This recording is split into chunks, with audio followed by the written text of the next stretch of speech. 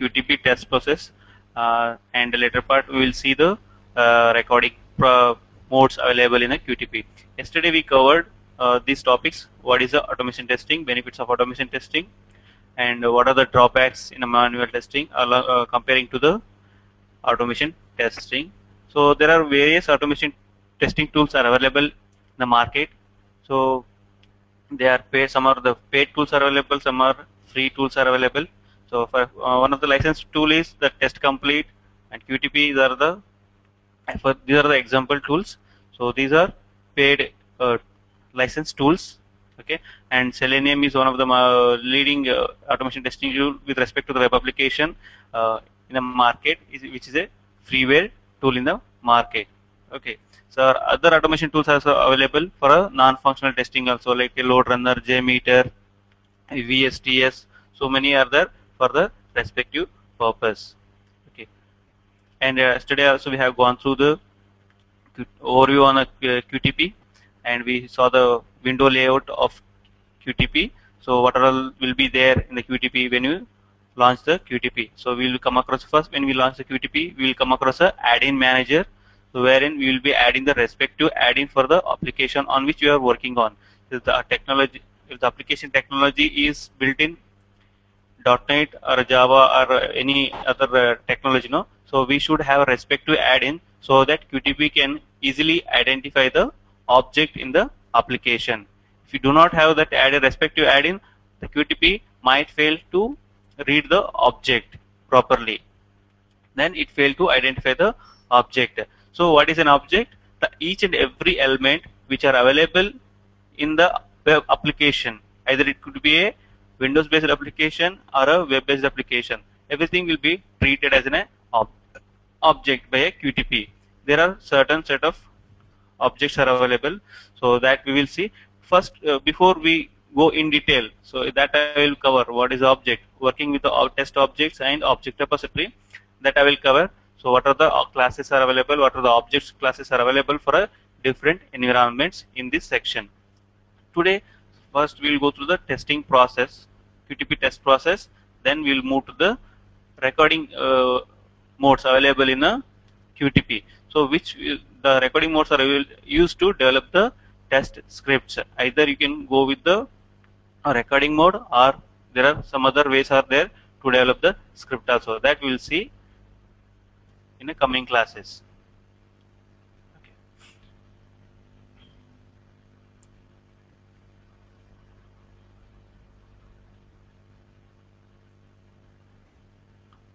Okay. So here is the what is the first phase? Preparing. The first phase in the QTP test process is setup for the test automation. So what you have to do first? So you should manually document the manual test steps, check the application and environment stability, check the data is valid or not. So now before we start with the preparing of the test script, we need to check whether we have the sufficient documentation, sufficient whether we have the stable application with us or not. Sorry, 1 minute.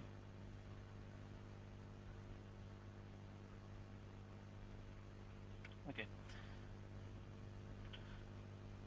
The document manual test steps. So once the application is stable, so we should understand the steps to be automated in the application. For that, we should have a manual test steps prepared before we proceed for the recording of the script or writing the script for the test cases. And we should make sure that we have to ensure that application is stable, then only we can easily automate the application. It should not have any discrepancies, or it should not be in a hazardous mode, so that for every click it should not crash anywhere. So first we need to go through the application, we should understand, and we should manually once execute each and every test case. Then we will go with the application stability. We will check that time. We will check the application stability. Then we will prepare a valid test data so that we can prepare a test script. Then once the documentation for the manual test and the application is ready, and we have the test data for the automation testing, then what we will do in the next phase, that is the creation of the script. That means we will create a first basic script. So for example, you taken a login screen. So in the login screen, what we have to do is we have to enter a username. To test the login screen, we have to enter a username, enter a password, and hit on a sign in button. So here 3 steps are included. So in these 3 steps, so scenario is testing the login screen. Okay, again you can have a multiple test cases for that. Okay, test the login screen with the valid users with valid credentials. Test the login screen with invalid credentials. Okay, test the login screen without entering the username and the password. So you will be having the combination of test cases, right? So, and that phase you should complete in the preparation phase. In the preparation phase only you should complete all those things. But while recording, you will be having only one script. Okay, while recording, you will be having only one script that will be having entering the username, entering the password, and hitting the sign in button. Okay, you will record it and you will play back and you will see whether the script which you recorded is working as per your expectations or not. Once it is working as expected, then in the next part, in the next phase, verify and enhance, what you will do is you will enhance your script for a further use. Further means, as I told, the script is same. Entering the username, password, and hitting the sign in button is the same. But when you ask to test for different users or invalid credentials or right credentials, then you have to have a enhancement in the application. That enhancement happens with the parameterization, synchronization, breakpoints. So it depends upon the requirement. But normally what we will do is we will add a synchronization, we will add the checkpoints, we will do the data-driven test. So what the data-driven test is? Passing the different set of data to the script. Okay, we are entering a username, right? Instead of passing only one, instead of testing that login screen for a single user, so we will be testing the same screen with the multiple users. That is called a data-driven test. So we will be parameterizing the input values, the username and the password. We will pass a different set of data to test that one, and insert a checkpoints. So we will see more about on the checkpoints. Insert a checkpoint means we will put on some verification point. So verification point means after logging in, so what should be the expected screen? So what should be the expected screen? For that we will put a one checkpoint. So what we will say is, after hitting the sign in button, just look for this screen. If that screen comes, then only you can say that the test is passed. Else we can say fail. Now you are entering a username for a Gmail. If you have a Gmail account, you enter username credentials and you hit on a sign in button. So expected is you should be highlighted on the inbox first. Expected is inbox. But if the screen launched is, if you showing in a compose box, then it's a fail. When you log in into the application, it should show you a input box as per expectations, as per the business requirement. But if it shows compose box, then it's a fail. So we have to give one verification point. So with that verification, how to give that verification point and all, we'll see in the checkpoints. This in the synchronization. So what happens in the synchronization? The synchronization is here we are going to match the speed of the application to the speed of QTP. So sometimes what happens is, in the synchronization, application might be responding slowly. Sometimes it responds very slowly. Okay, because of network latencies. So because of network issues, sometimes the internet may be slow, sometimes the internet may be very fast. But QTP speed is static, it won't change. It depends on our settings. Okay, but we can't set the speed of an internet. So that to handle that situation, we will be using the synchronization concept in the enhancement of our script, and that in detail we will be learning how to add the synchronization, how to match the QTP speed along with the application speed, and we will be learning the more on checkpoints. There are different set of checkpoints are there, and we will learn about the data-driven test. So these type of enhancements we will be doing in the third phase of the QTP test process. Then in the integrated phase, what we will be doing, we will be passing the data and build the integrated test sets. Okay, first what we will do is we will develop each and for a login screen we will be having one script. For composing a mail we will be one script, and sending a mail one script, checking the inbox is a one script. So these are all individual scripts. Later part, once we will test each and every individual script independently. Okay, after that what we will do, we will integrate these all together to bring in single functionality. So we have a login, we have a compose script, we have a send check inbox mail.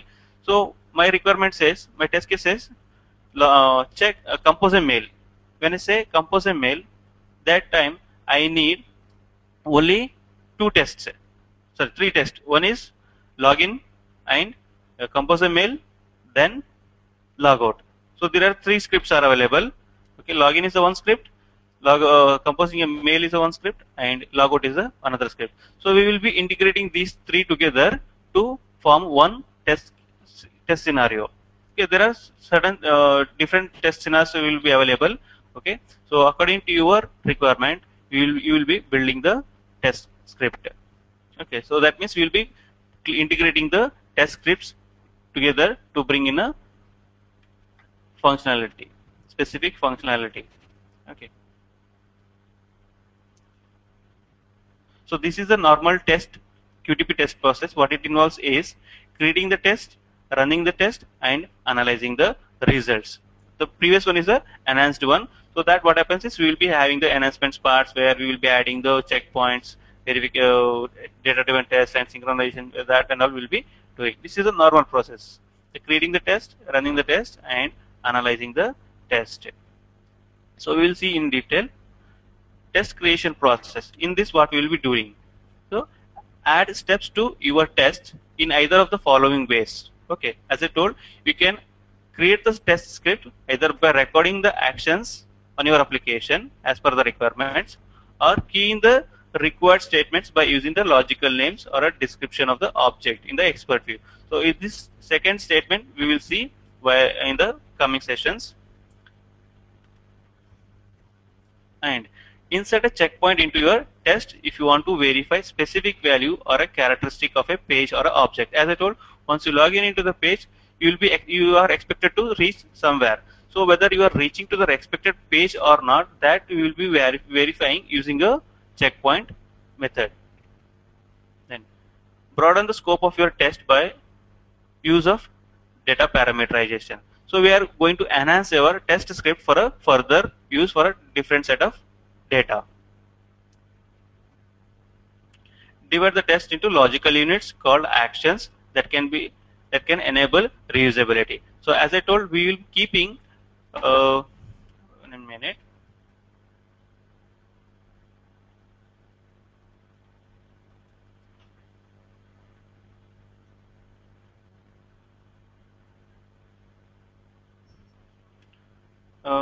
Test login,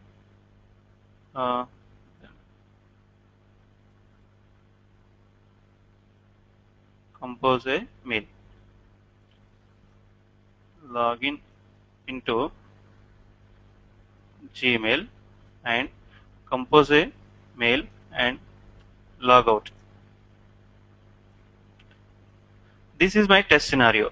Okay, in this test scenario, so in the manual test case, in the manual execution, what we will do, so we will be having the test cases for a login, and we will be having a test case for a compose. All will be in a one step only.